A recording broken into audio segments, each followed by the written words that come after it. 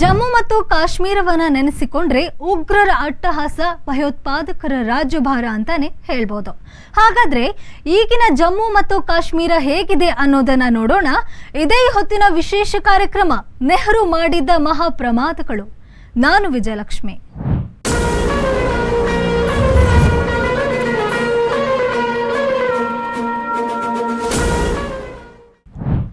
ಜಮ್ಮು ಮತ್ತು ಕಾಶ್ಮೀರ ಸದಾ ಸುದ್ದಿಯಲ್ಲಿರುವ ನಮ್ಮ ಭಾರತದ ಅವಿಭಾಜ್ಯ ಅಂಗ. ಭಯೋತ್ಪಾದನೆ, ಉಗ್ರರ ಅಟ್ಟಹಾಸ, ಕಲ್ಲು ತೂರಾಟ, ಸಾವು ನೋವು, ರಕ್ತಪಾತ, ಗಡಿಯಲ್ಲಿನ ಸಂಘರ್ಷಗಳು ಹೀಗೆ ಹಲವು ಸಮಸ್ಯೆಗಳಿಂದ ಅಲ್ಲಿನ ಪ್ರಜೆಗಳು ಸತ್ತು ಬದುಕುತ್ತಿದ್ದರು.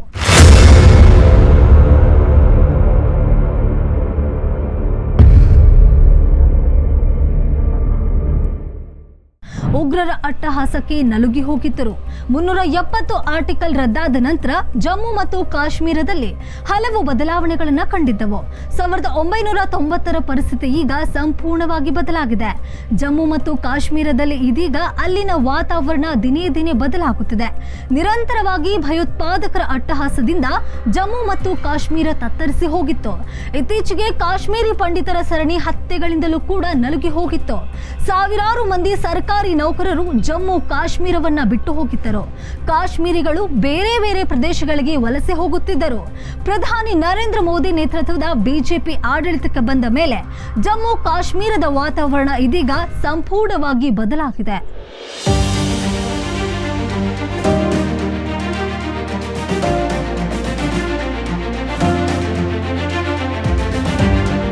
ಕೆಲ ದಶಕಗಳಿಂದಲೂ ಸಹ ಜಮ್ಮು ಮತ್ತು ಕಾಶ್ಮೀರ ಉಗ್ರರ ನೆಚ್ಚಿನವಾಗಿತ್ತು. ಆರ್ಟಿಕಲ್ 370 ರದ್ದಾಗುವವರೆಗೂ ಉಗ್ರರ ಅಟ್ಟಹಾಸಕ್ಕೆ ಜಮ್ಮು ಮತ್ತು ಕಾಶ್ಮೀರ ನಲುಗಿ ಹೋಗಿತ್ತು. ಇಲ್ಲಿನ ಪರಿಸ್ಥಿತಿಗಳೇ ಲಂಗು ಲಗಾಮು ಇಲ್ಲದೆ ಭಯೋತ್ಪಾದಕರದ್ದೇ ರಾಜ್ಯಭಾರವಾಗಿತ್ತು. ಆಡಳಿತ ಪಕ್ಷಗಳಿದ್ದರೂ ಸಹ ಅವರು ಕೆಮ್ಮಂಗಿರಲಿಲ್ಲ. ಆದರೆ ನರೇಂದ್ರ ಮೋದಿ ಸರ್ಕಾರ ಜಮ್ಮು ಮತ್ತು ಕಾಶ್ಮೀರಕ್ಕೆ ಸಂಬಂಧಿಸಿದಂತೆ ಐತಿಹಾಸಿಕ ಬದಲಾವಣೆಯನ್ನ ತಂದಿದ್ದರು. ಜಮ್ಮು ಕಾಶ್ಮೀರದಲ್ಲಿ ವಿಶೇಷ ಸ್ಥಾನಮಾನವನ್ನ ರದ್ದು ಮಾಡಿದ ಮೇಲೆ ಈಗ ಇಲ್ಲಿ ಹಲವು ಬದಲಾವಣೆಗಳು ಆಗಿವೆ. ಆರ್ಟಿಕಲ್ 370 ರದ್ದಾದ ನಂತರ ಜಮ್ಮು ಕಾಶ್ಮೀರದಲ್ಲಿ ಸ್ವಲ್ಪ ಮಟ್ಟಿಗೆ ಶಾಂತಿ ನೆಲೆಸಿದೆ ಅಂತಾಲೆ ಹೇಳ್ಬೋದು.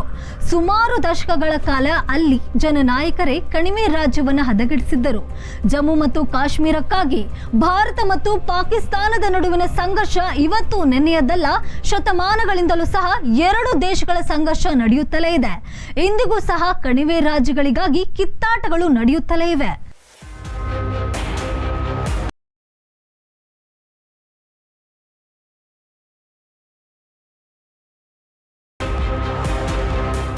ಕಾಶ್ಮೀರದ ರಕ್ಷಣೆ, ವಿದೇಶಾಂಗ ವ್ಯವಹಾರ, ಸಂಪರ್ಕ ಸೇರಿದಂತೆ ಹಲವು ಕ್ಷೇತ್ರಗಳು ಈಗ ಕೇಂದ್ರ ಸರ್ಕಾರದ ಅಧೀನಕ್ಕೆ ಒಳಪಡುತ್ತಿವೆ.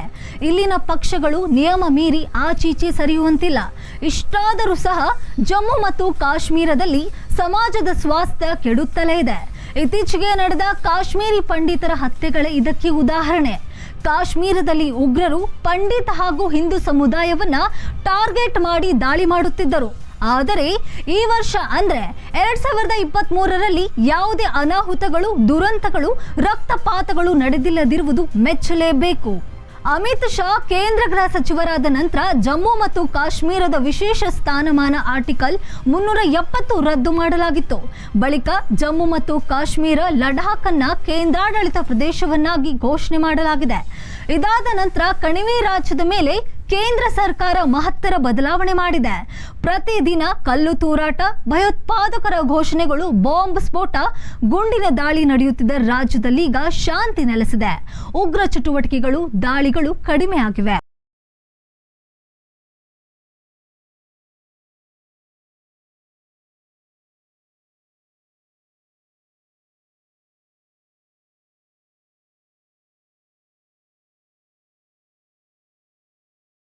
ಮೊದಲ ಪ್ರಧಾನಿ ಜವಾಹರಲಾಲ್ ನೆಹರು ಅವರು ಮಾಡಿದ್ದ ಆ 2 ಮಹಾ ಪ್ರಮಾದಗಳಿಂದಲೇ ಇವತ್ತು ಕಾಶ್ಮೀರಿ ಪ್ರಜೆಗಳು ಕಣ್ಣೀರಿಗೆ ಕಾರಣ ಎಂದು ಕೇಂದ್ರ ಗೃಹ ಸಚಿವ ಅಮಿತ್ ಶಾ ಹೇಳುತ್ತಿದ್ದಾರೆ.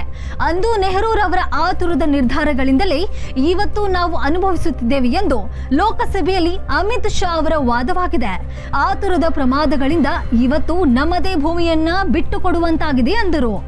ಜಮ್ಮು ಮತ್ತು ಕಾಶ್ಮೀರ ಮಸೂದೆ ಚರ್ಚೆ ಸಮಯದಲ್ಲಿ ಕೇಂದ್ರ ಗೃಹ ಸಚಿವ ಅಮಿತ್ ಶಾ ಈ ದೇಶದಲ್ಲಿ 2 ಪ್ರಧಾನಿ, 2 ಸಂವಿಧಾನ ಹಾಗೂ 2 ಧ್ವಜ ಹೇಗೆ ಸಾಧ್ಯ ಎಂದು ಪ್ರಶ್ನಿಸಿದ್ದಾರೆ.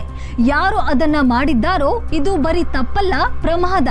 ಈ ಪ್ರಮಾದವನ್ನ ಪ್ರಧಾನಿ ನರೇಂದ್ರ ಮೋದಿ ಸರಿಪಡಿಸಿದ್ದಾರೆ ಎಂದು ಅಮಿತ್ ಶಾ ಹೇಳಿದ್ದಾರೆ. ಜಮ್ಮು ಮತ್ತು ಕಾಶ್ಮೀರದ ಮೀಸಲಾತಿ ತಿದ್ದುಪಡಿ ಮಸೂದೆ ಚರ್ಚೆ ವೇಳೆ ಅಮಿತ್ ಶಾ ನೀಡಿದ ಉತ್ತರವನ್ನ ಸದನದಲ್ಲೇ ಸೈಲೆಂಟ್ ಮಾಡಿತ್ತು. 1950ರಿಂದ ನಾವು ಪದೇ ಪದೇ ಈ ವಿಚಾರವನ್ನ ಹೇಳುತ್ತಿದ್ದೇವೆ. ಈ ದೇಶಕ್ಕೆ 1 ಪ್ರಧಾನಿ, 1 ಸಂವಿಧಾನ ಹಾಗೂ 1 ಧ್ವಜ ಮಾತ್ರ ಇರಬೇಕು ಎಂದು ಹೇಳುತ್ತಲೇ ಬಂದಿದ್ದೇವೆ. ಭಾರತದ ಮೊದಲ ಪ್ರಧಾನಿ ನೆಹರು ಅವರಿಂದ ತಪ್ಪು ನಡೆದಿತ್ತು, ಅದನ್ನು ಪ್ರಧಾನಿ ನರೇಂದ್ರ ಮೋದಿ ಸರಿ ಮಾಡಿದ್ದಾರೆ ಎಂದು ಅಮಿತ್ ಶಾ ಹೇಳಿದ್ದಾರೆ.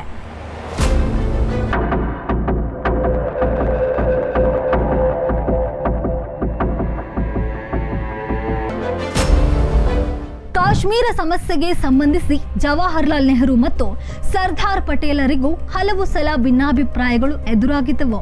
ಕಾಶ್ಮೀರಕ್ಕೆ ಸಂಬಂಧಿಸಿ ಪಟೇಲರನ್ನ ದೂರ ಇಟ್ಟಿದ್ದರು. ಕಾಶ್ಮೀರದ ವಿಷಯದಲ್ಲಿ ಪಾಕಿಸ್ತಾನದ ಜಿನ್ನಾ ನಿರಂತರವಾಗಿ ಮಧ್ಯಪ್ರವೇಶಿಸುತ್ತಿದ್ದರು. ಕಾಶ್ಮೀರ ಸಮಸ್ಯೆಯನ್ನ ವಿಶ್ವಸಂಸ್ಥೆಗೆ ಉಲ್ಲೇಖಿಸುವಂತೆ ಮೌಂಟ್ ಬ್ಯಾಟನ್ ನೆಹರುರವರಿಗೆ ಸಲಹೆಯನ್ನ ನೀಡಿದ್ದರು.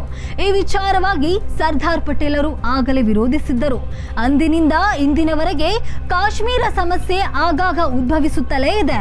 ನೆಹರು ಕಾಲದಲ್ಲಿ ಆದ ಕೆಲ ತಪ್ಪುಗಳಿಂದ ಇವತ್ತಿಗೂ ಸಹ ಕಾಶ್ಮೀರ ಅನುಭವಿಸುತ್ತಿದೆ ಎಂದು ಕೇಂದ್ರ ಗೃಹ ಸಚಿವ ಅಮಿತ್ ಶಾ ಕಲಾಪದಲ್ಲಿ ತಮ್ಮ ಆಕ್ರೋಶವನ್ನು ಹೊರಹಾಕಿದ್ದಾರೆ. ಇಷ್ಟಕ್ಕೂ ಆ ಮಹಾಪ್ರಮಾದಗಳು ಯಾವುವು ಅನ್ನೋದು ಈಗ ನೋಡೋಣ. ಮೊದಲ ಮತ್ತು ದೊಡ್ಡ ತಪ್ಪು, ನಮ್ಮ ಸೈನ್ಯ ಗೆಲ್ಲುತ್ತಿದ್ದಾಗ ಪಂಜಾಬ್ ಪ್ರದೇಶವನ್ನ ತಲುಪಿದ ತತ್ಕ್ಷಣವೇ ಕದನ ವಿರಾಮವನ್ನ ವಿಧಿಸಲಾಯಿತು ಮತ್ತು ಪಾಕ್ ಆಕ್ರಮಿತ ಕಾಶ್ಮೀರ ಹುಟ್ಟಿಕೊಂಡಿತು. ಆಗ ಸೂಕ್ತ ನಿರ್ಧಾರ ತೆಗೆದುಕೊಂಡಿದ್ದರೆ ಈ ಪ್ರದೇಶ ಕೂಡ ನಮ್ಮದಾಗುತ್ತಿತ್ತು. 3 ದಿನಗಳ ನಂತರ ಕದನ ವಿರಾಮ ಸಂಭವಿಸಿದ್ದರೆ ಇಂದು ಪಿಒಕೆ ಭಾರತದ ಭಾಗವಾಗುತ್ತಿತ್ತು. ಎರಡನೆಯದು, ಭಾರತದ ಆಂತರಿಕ ಸಮಸ್ಯೆಯನ್ನ ವಿಶ್ವಸಂಸ್ಥೆಗೆ ತೆಗೆದುಕೊಂಡು ಹೋಗಿದ್ದರು. ಇದು ಮತ್ತೊಂದು ದೊಡ್ಡ ತಪ್ಪು. ಕಾಶ್ಮೀರಿ ಪಂಡಿತರು ಸ್ಥಳಾಂತರಗೊಂಡಾಗ ಅವರು ತಮ್ಮದೇ ದೇಶದಲ್ಲಿ ನಿರಾಶ್ರಿತರಾಗಿ ಬದುಕಬೇಕಾಯಿತು. 46,631 ಕುಟುಂಬಗಳು ತಮ್ಮ ಸ್ವಂತ ದೇಶದೊಳಗೆ ಸ್ಥಳಾಂತರಗೊಂಡಿದ್ದಾರೆ. ಸಂತ್ರಸ್ತರ ಕಣ್ಣೀರು ಒರೆಸಿದ ಏಕೈಕ ವ್ಯಕ್ತಿ ಪ್ರಧಾನಿ ಮೋದಿ. ಜನರ ನೋವನ್ನ ನಿಜವಾಗಿ ಅರ್ಥ ಮಾಡಿಕೊಂಡು ಅವರ ಬದುಕು ಹಸನಗೊಳಿಸಿದ್ದವರು ಪ್ರಧಾನಿ ಮೋದಿ. 1994ರಿಂದ 2004ರ ಕಾಲದಲ್ಲಿ 40,164 ಭಯೋತ್ಪಾದನೆಯ ಘಟನೆಗಳು ನಡೆದಿತ್ತು. 2004ರಿಂದ 2014ರ ಸೋನಿಯಾ ಗಾಂಧಿ ಮತ್ತು ಮನಮೋಹನ್ ಸಿಂಗ್ ಆಳ್ವಿಕೆಯಲ್ಲಿ 7,217 ಭಯೋತ್ಪಾದನೆಯ ಘಟನೆಗಳು ನಡೆದಿವೆ. 2014ರಿಂದ 2023 ನರೇಂದ್ರ ಮೋದಿ ಸರ್ಕಾರದ ಆಡಳಿತದಲ್ಲಿ ಕೇವಲ 2,000 ಭಯೋತ್ಪಾದನೆಯ ಘಟನೆಗಳು ನಡೆದಿವೆ. ಅಂದ್ರೆ 70% ರಷ್ಟು ಕಡಿಮೆ ಆಗಿವೆ.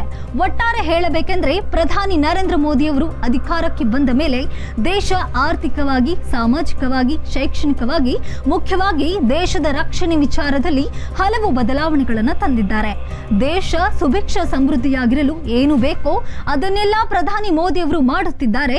ಇದು ಈ ಹೊತ್ತಿನ ಅಶ್ವವೇಗ ಸ್ಪೆಷಲ್. ನೋಡ್ತಾ ಇರಿ ಅಶ್ವವೇಗ ನ್ಯೂಸ್.